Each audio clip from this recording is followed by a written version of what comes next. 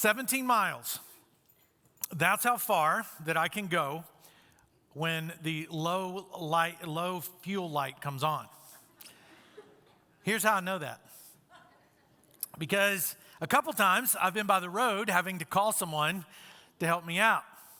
One time I was in my middle daughter's car and I didn't notice the light was on. It wouldn't have mattered if I had, but I had to go to Cary and back. So I went all the way to Cary with the light on, and I almost made it back home, like 2 miles to go. And one day Abby said, "Hey, Dad, how far can I make it when the light is on?" I said, "Well, you can make it to Cary and almost back home." So when that light comes on, that the fuel is low, there's two types of people in the room. There's the type of person that is logical and probably a little more intelligent that says, "I need to pull over and get some gas." Then there's the rest of us who see it like a competition. Like, I wonder how far I can go. Come on, yeah.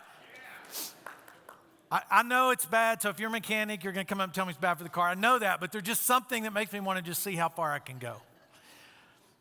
Well, we're 1 month into the year, and some of you have some warning lights emotionally going on in your life that you already feel empty. Because when that light comes on in the dash, you know it's about to get empty, I need to do something. So when you start to see the warning lights of conflict, of worry, of exhaustion, of anxiety, of fear creeping into your life, you have a couple different ways you can handle it. You can stop and think, how can I get these things out of my life so I can enjoy a better life? Or you can just ignore them. And you can keep on driving through life. But eventually, you're going to run out of gas.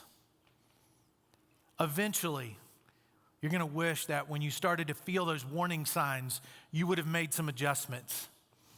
And maybe you're here today and you need some adjustments in your life.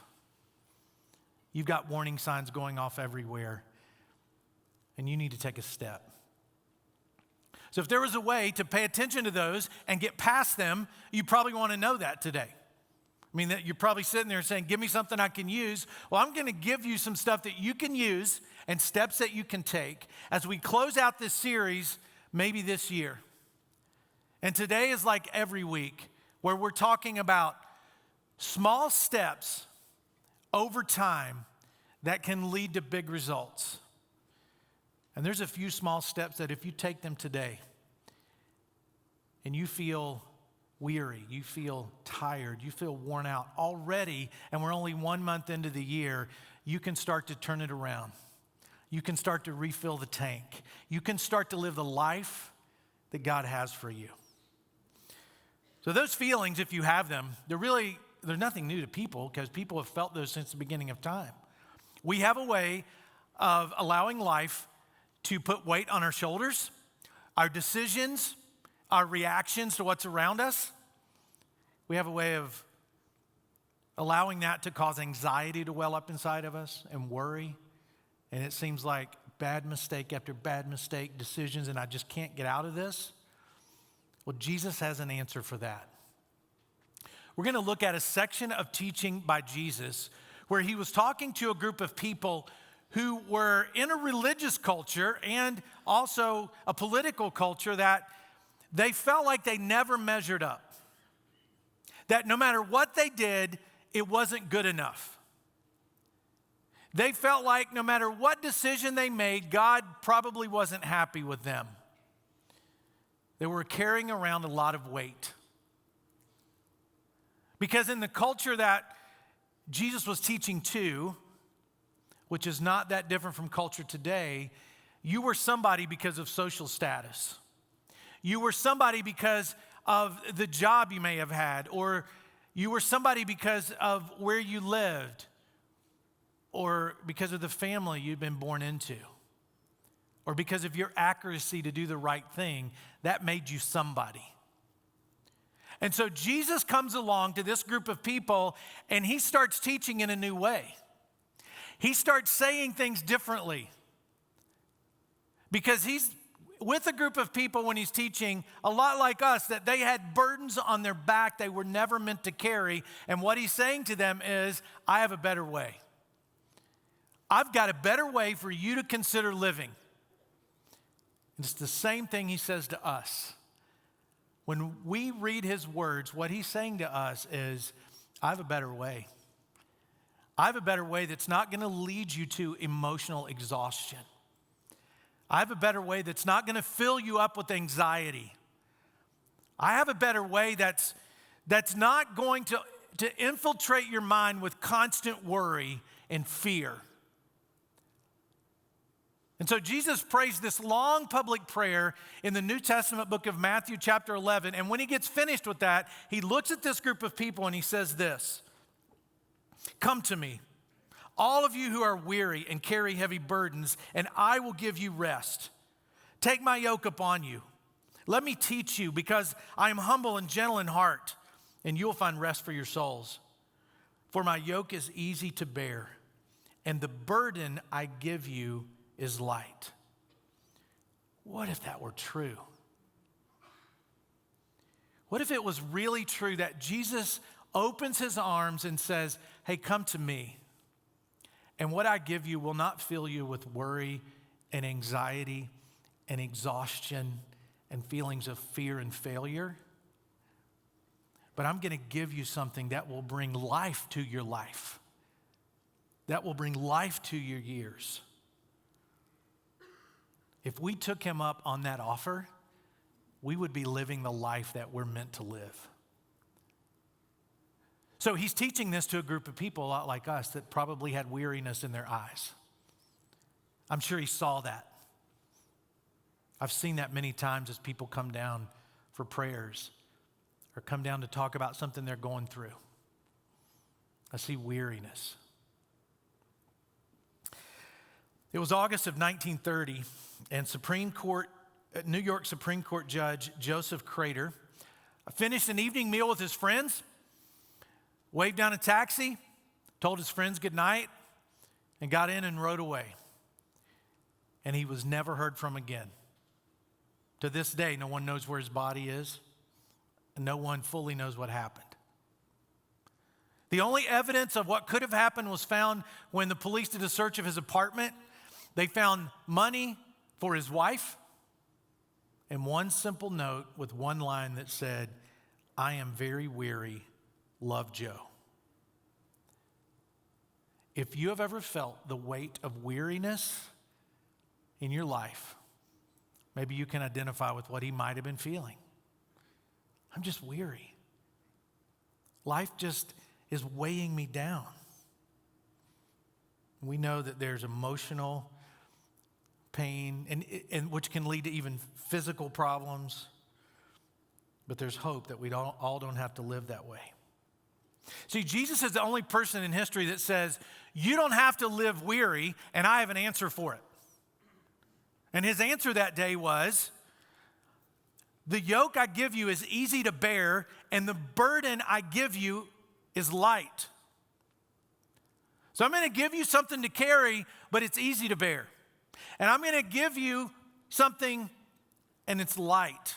It won't weigh you down, what I have for you. So if following Jesus is weighing you down, if you grew up in a religious system that weighed you down, you were taught wrong. Because when the message of Christ is given to people, they find freedom and they find hope, and the weariness goes away, and the burden he gives you to carry is light. And you may have grown up hearing how hard it is to follow Jesus. How difficult. And Jesus said, no, I have something that's going to bring life to you. See, he was talking to a group of people that would have really listened when he said, my yoke is easy to bear. Now, if you don't know what a yoke is, country folk, help out the city folk with this one, okay? This is a yoke. A yoke went around the necks of oxen so they could guide them through the fields, and they could plow, and they could do whatever they wanted these two oxen to do. And it was heavy. It weighed them down and allowed them to be controlled.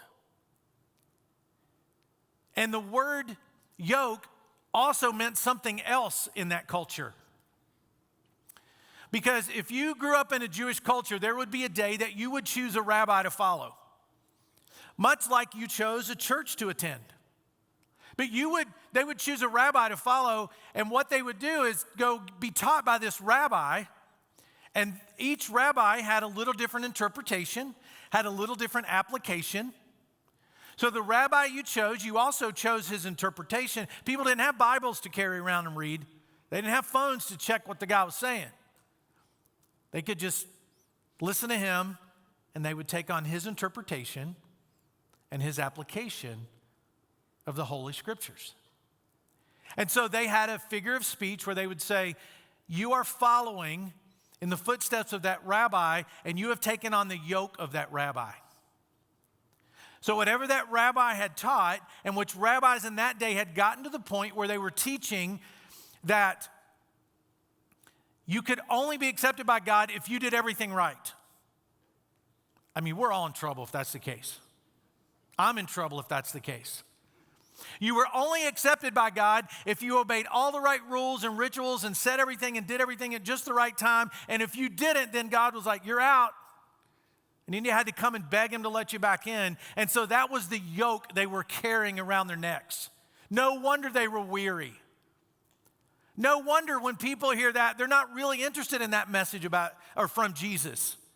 If they think that following Jesus is going to burden them down, why would you follow him?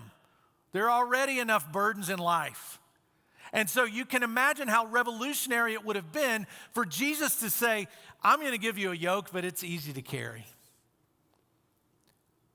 And what I give you to do is not going to burden you down. It's going to bring life to your tired soul. And so Jesus constantly taught with this contrast. That was a contrast of you can either take on their yoke, which is going to weigh you down, or you can take on mine, which is going to bring life to you.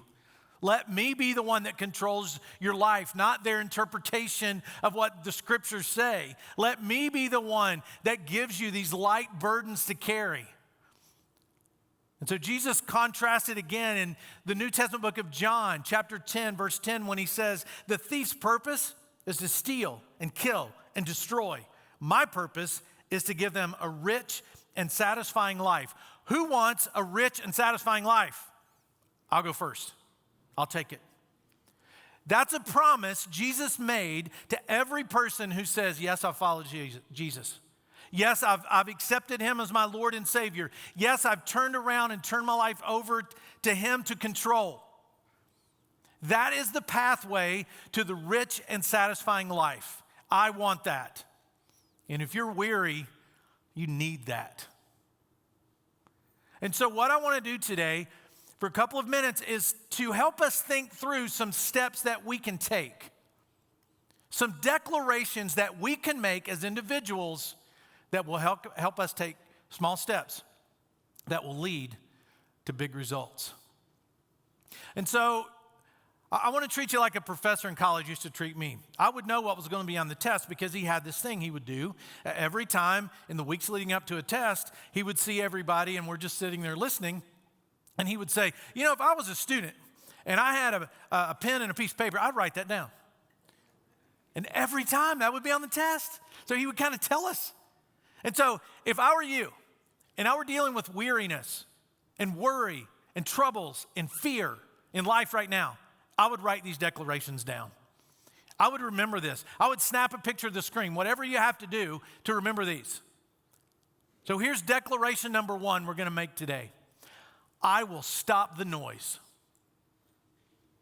I'm going to stop the noise in my life. So if you have a newer car, it's got a feature that you may not know it has. It's called automatic volume control. It's really cool. When you're going down the highway and the noise gets loud and the car's going faster and the wind noise gets louder, the radio will get louder. And then when you get to a stoplight and the noise gets lower, the radio gets lower.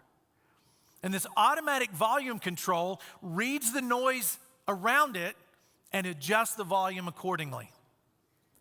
A lot of you are living with noise in your life that you need to get some kind of a spiritual automatic volume control that says, I need to raise the volume right now, or I need to lower the volume right now. What if you knew what things to raise the volume of in your life and what things to reduce the volume? See, if you're ever going to stop the noise that keeps you stressed out and overscheduled, you're going to have to figure that out. Sometimes at night, when I feel like I can't sleep, there's noise in the house, somebody's still up watching TV, I hear somebody going up the steps, I hear a car, I hear something, I just say, Alexa, play white noise. Now, my wife is Cinda, so if I just confused you, Alexa is a device. If you've been in a cave, you wouldn't know that, but so Alexa is this little disc device that's by my bed, and I just say, Alexa, play white noise, play fan noise, and she will. She'll play noises. And the white noise is loud enough so it drowns out the other noises that I don't want to hear so I can focus on sleep and rest. But there are other kinds of noises in my life too.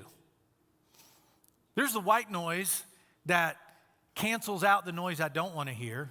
There's my noise canceling headphones when I'm in a coffee shop trying to get something done or on a flight and I've got these noise canceling headphones on. It cancels out all the noise around me because it's listening and it counterbalances, cancels out the noises I don't want to hear so I can focus on what I need to focus on.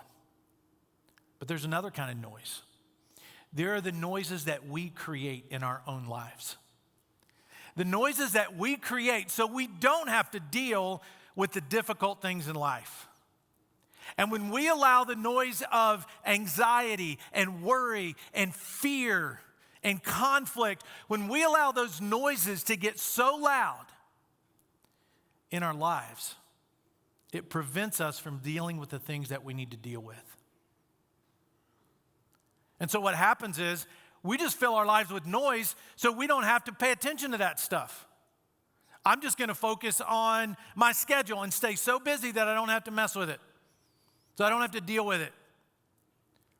Or I'll just, instead of enjoying this silence where I could focus on some things in my life I need to deal with, where maybe we could focus on getting our finances on track, or whether we could focus on relationships, we end up filling our lives with the noise of social media or busy schedules and countless other things in our life.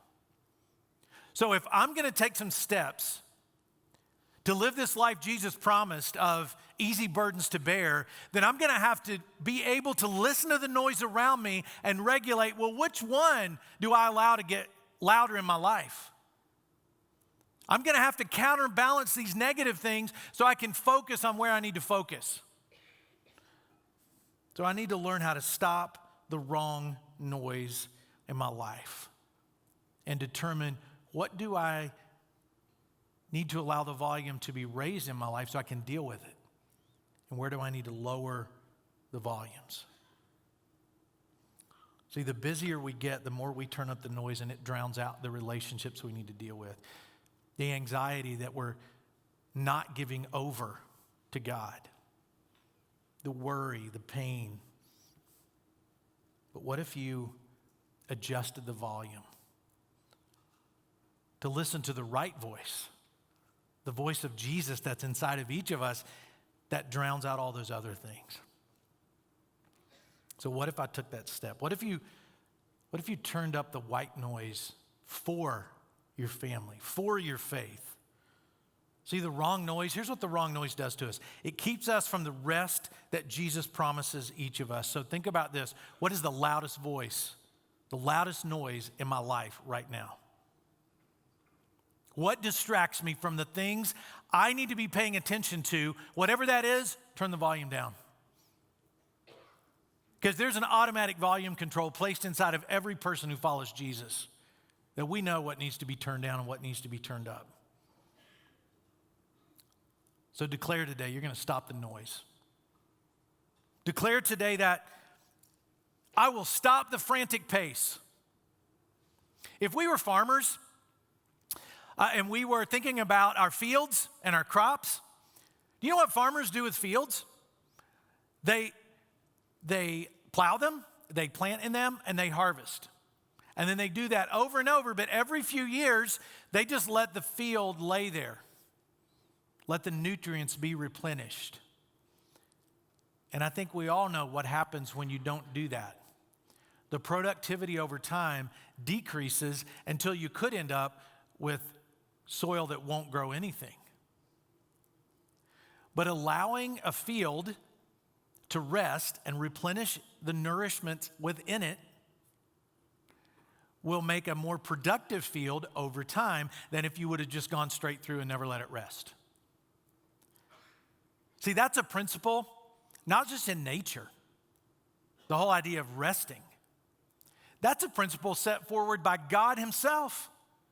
Jesus took naps. You can read about that in the scripture. Jesus went away from everybody so he could rest. God rested. And then we wear on our shoulder like a badge of achievement when we can say, man, I'm busy. Whew, I am so busy. How you doing? Busy? Just busy. Every day I'm just busy. And somehow we think that's an accomplishment. To get to the point in life where your answer is, I'm just busy. That's not something to be proud of.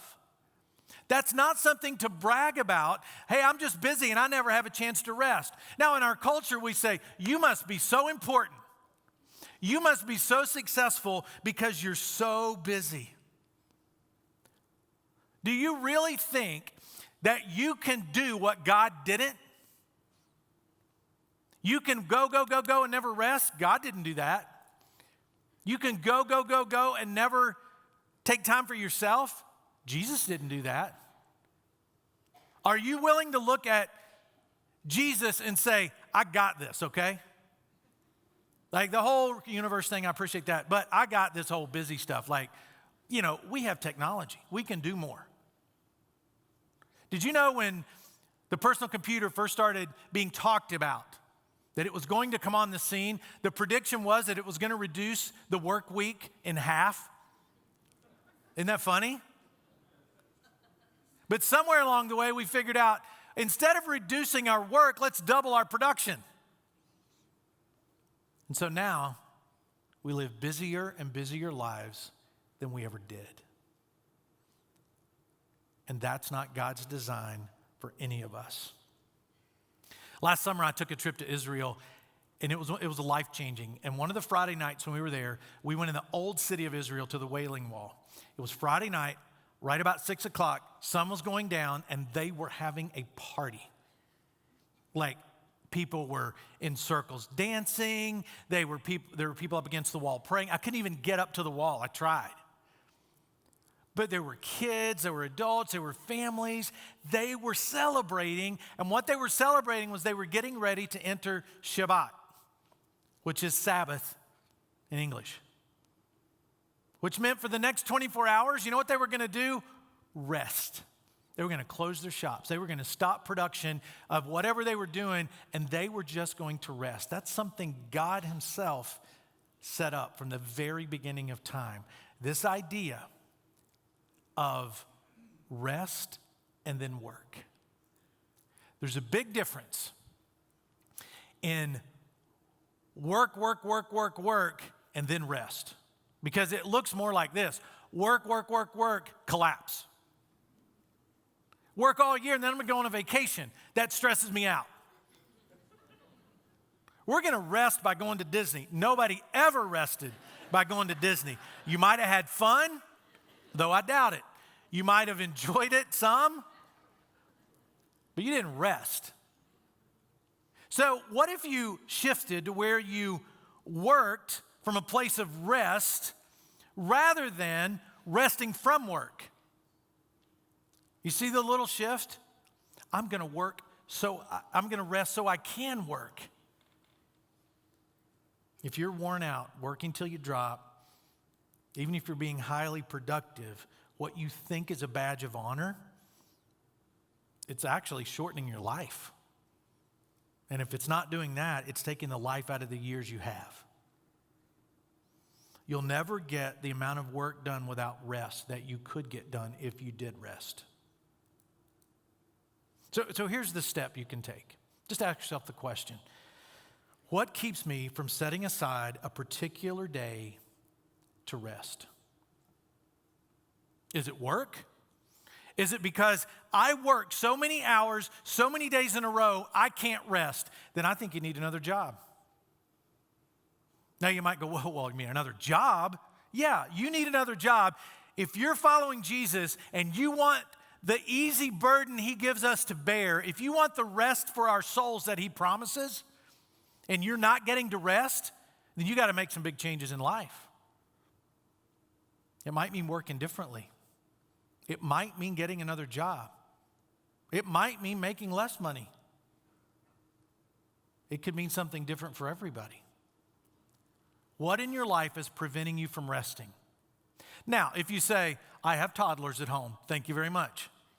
That's why I don't rest. That's what grandparents are for. That's what aunts and uncles are for.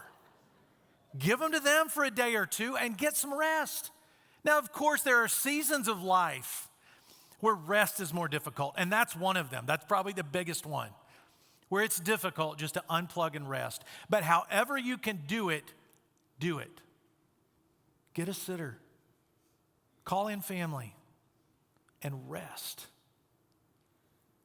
Because when we rest, we're inside of God's will. When we rest, we're doing exactly what Jesus himself did. And parents, listen to me. I'm just like you. I want my kids to succeed. I want to see them accomplish more than I ever did. I want to see them make a huge difference in the world. But if the price of that perceived success is a 7-day-a-week calendar for your family that involves eating all your meals in a car and running the kids to where they're ragged just like you are outside of what God wants you to do as a parent. Whatever it is they're doing, whatever it is you have them doing, you need to know that your kids will be better off in the long run learning how to live a sustained pace in life than they will gain by any scholarship or anything they might get from an activity you have them involved with. Because even if they succeed fully at all the things you're investing in because they love it and hey, they're going to succeed at this one day, if they succeed fully, whether it's academically, physically, sports, whatever it is, if they succeed at that fully, and they lose their relationship with God, and they don't understand what it means to live a sustainable pace, and they don't know how to connect spiritually with other people, you will have failed them. Now, is there place for all that stuff? Absolutely. Is there 1 in a million that'll go through and not have to live that frantic pace and be so talented they still accomplish all the things you want? Yes, but that's probably not your kid. It's probably not. Your biggest job as a parent is to help them live a sustainable pace in a culture that rewards living a frantic pace that leads to nothing but worry and weariness. So whatever you have to eliminate it from your life, whether it's a new job, whether it's sitting down with your family saying, these things are coming out of my life because we are going to live a sustainable pace. And you live that declaration of, I will stop the frantic pace. And chances are that if you're weary, if you're down, if you're full of anxiety and you're hopeless, you have a pace problem in life. And you need to adjust it. Declaration number 3, I will stop being afraid. Whether it's noise or pace, you won't take the steps you need to take because of fear. So saying, I'll stop the noise, I'll stop the frantic pace, you also have to say, I will stop living life afraid. Now, some fears are rational and it makes sense. If you've been hurt, you open yourself up to somebody, they hurt you deeply, well, of course, you're going to be a little more guarded. But what have you got to lose by taking Jesus up on his offer to live this full and satisfying life? Because he can fulfill that promise, nothing else can. So dealing with junk in our life, it's scary. Because we all have these two voices speaking to us, and I have struggled with this in my life. There was a time in my life I was listening to the wrong voice. I allowed the noise to get so loud of the voices that said, you know what? This was in the early days of our church. In the early days of my leadership, I can remember the voice being so loud that says, you're not worthy of this. You're not good enough for this. You couldn't possibly succeed at this. Nobody was telling me that except the voices in my head. And I let them get louder and louder, and I was paralyzed with fear and anxiety. Only when I allowed the voice in my head, the stronger voice, but one I'd allowed to grow faint, that said, you are valuable. You can do this. I have purpose for you, and I have gifted you, and anything good you do, it's all from me. And it took a long time for me to let those voices get in the right order. It took a long time before my life was characterized by the voice of Jesus saying, I want you to have a full and satisfying life because you're worth it. No matter what you produce in the world, you are valuable to me. No matter how much you succeed or fail or how much money you have or don't have, you're successful to me. That's what Jesus was trying to tell this group of people that day. Listen to the right voice. So which voice are you listening to today? The one that often gets too loud and it fills our lives with fear and doesn't let us hear the voices that say, you're valuable. Don't listen to him. He's lying to you. If fear is giving a foothold in our life, it will take more and more space. Fear doesn't stop. Fear moves aggressively more and more and more and grabs more and more of our emotions, more and more of our relationships, more and more of our thought life. Once you give fear a foothold, it doesn't just eat a little bit and stay full. It just keeps going and wanting more and more and more from you. But you don't have to live that way. I love what the Apostle Paul says to a young man named Timothy who he was training up to be a pastor. And Timothy was getting ready to go through some difficult times, and he said these words to Timothy, "For God has not given us a spirit of fear, but of power and of love and of a sound mind." That should be the loudest voice in our life. That God has not given me a spirit of fear. In fact, say that out loud with me. God has not given me a spirit of fear. Say it again with me. God has not given me a spirit of fear. So what if you owned those three declarations? What if you said, I'm going to stop the noise, I'm going to stop living this frantic pace, and I will stop today living in fear? Because if Jesus' yoke is easy, and what he gives us to carry is light, then why aren't more of us taking him up on that? Why is there not more of us saying, I am going to stop listening to those voices of fear and anxiety, and I'm going to listen louder to the voice that Jesus has inside of me? What if you did that? What if you started taking him up on that offer to crowd out the fear in your life, to crowd out the anxiety, to crowd out all the things that keep you from doing what he has for each of us, and that's to live that full and satisfying life? Because every word you hear that's motivated by fear, it's a lie. That's why Jesus was so insistent on saying, you come to me. If you're weary, I've got rest for your soul. If you're burdened, I've got a light burden for you to carry. And I can lead you to a life that's full and a life that's satisfying. And so what we're going to do to end today, we're going to declare those three things. We're going to declare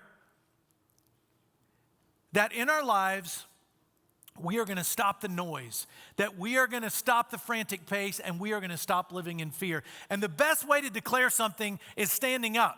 You don't declare something sitting down. You don't sit down and say, hey, I'm going to change my life. You don't sit down and say, honey, we're getting ready to go to war with our calendar. we're getting ready to go to war with these things that are holding us back. You stand up to declare stuff. And you say, I declare that I'm going to turn down the noise that's crowding out all the things in my life. I'm going to look at the warning lights in my life, and I'm not going to ignore them anymore. I'm going to take a step. And you declare that you're going to stop living that frantic pace that fills you with nothing but anxiety and in the end doesn't accomplish anything. And you declare that you're going to stop living in fear because fear lies to you. And Jamie's going to sing a song right now. I don't want you to sing it. I want you to read the words on the screen while he's singing it. And some of you, as you make these declarations, just raise your hands up where you are. And you'll just say, God, I make these declarations because I want that full and satisfying life. Some of you need to come for prayers. And I need some of you to just break through any fear that you have or uncomfortableness of walking down here and praying and kneel down at the front of this stage and you declare before God, today it stops. Today I'm taking a step. Not maybe this year I'll stop. This year I'm going to stop and I'm going to claim that full and satisfying life, and fear is no longer going to be the liar living with dominance in my life. So just break the ice and come down here during this song and pray. If you want to pray with somebody, there's people on both sides of the aisles that'll pray with you. But as you read the words to this song and make those declarations, may the fear in your life be crowded out with the full and satisfying life that Jesus promises. Read these words on this screen.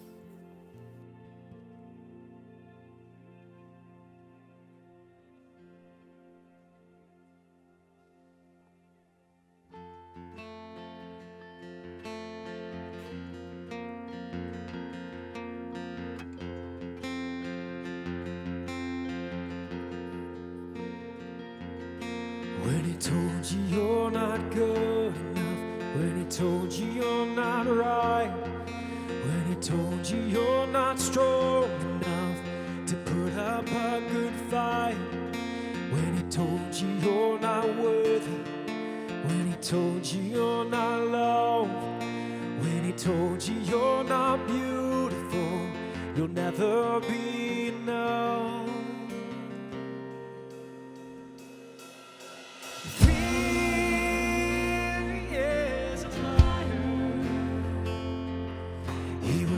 Your breath, stop you in your steps. Fear, he is a liar. He will rob your rest, steal your happiness, cast your fear in the fire. 'Cause fear, he is a liar.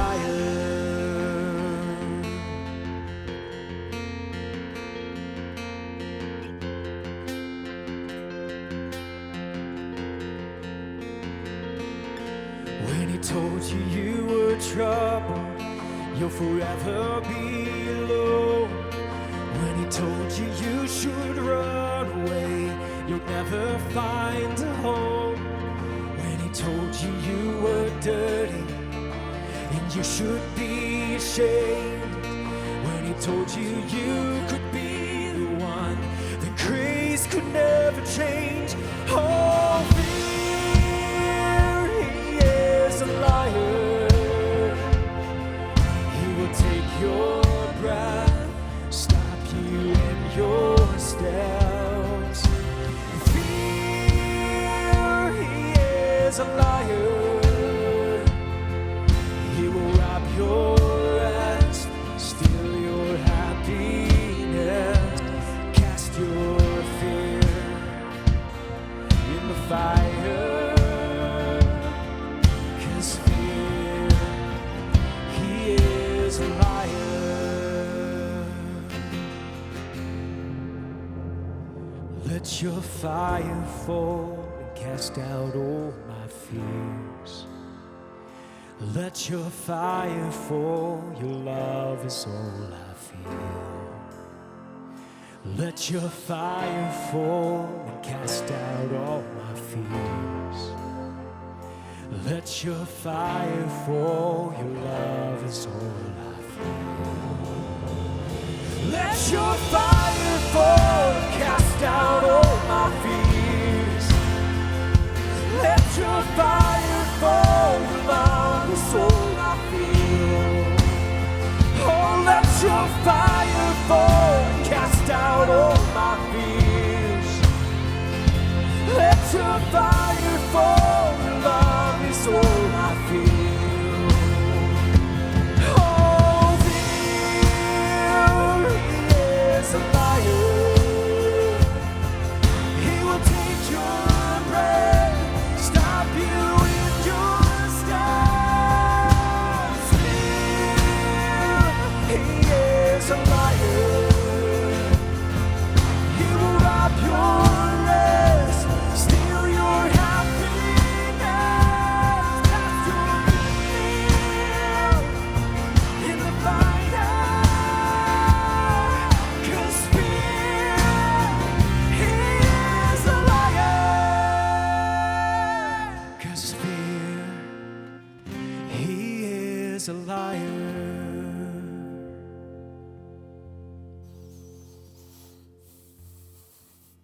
God, we make these declarations today, that today it stops. Today, the noise in our life that crowds out the things we need to deal with, God, may that stop. And God, for those people in this room that desperately need to declare that they're going to stop the frantic pace, God, may they leave here with new resolve that that's going to stop. And God, for every person that's praying down front, for every person in this room, God, together we join them in prayer that we do not have to live in fear. God, may your voice be the loudest voice in our life. May your voice of our value be the one we hear the most. And may we always be able to give your voice the volume to drown out all the things that make us weary in our lives. I pray this in Jesus' name. Amen.